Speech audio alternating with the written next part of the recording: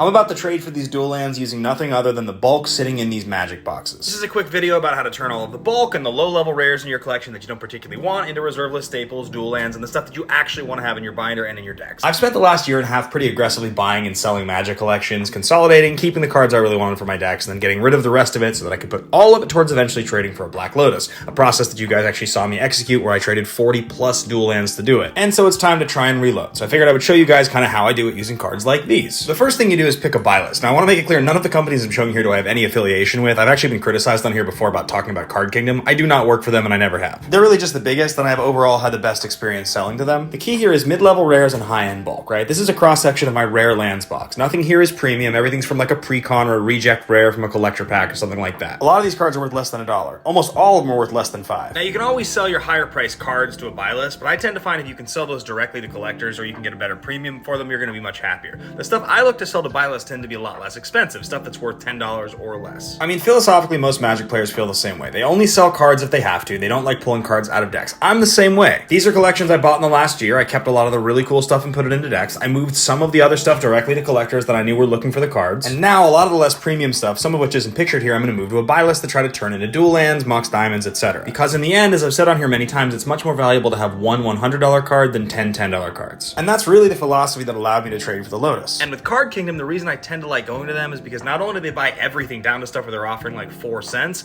but also they give you a 30% store credit bonus. Which is where entering cards in one at a time where you're getting 2 and 12 cents a card can be tedious, but ultimately can net you a bunch of duels and other stuff you actually want, right? And so hopefully by the end of the weekend, I'm able to scrape together a couple $1,000s worth of bulk and mid-level rares to get myself a few more dual lands. I hope this tutorial was helpful to you. There's a lot of nuance when it comes to maintaining the value of your Magic collection long term, so make sure to comment below if you have ideas for content you'd like to see, and hit that follow button if you want to see more videos about the value of your collection and how to manage it.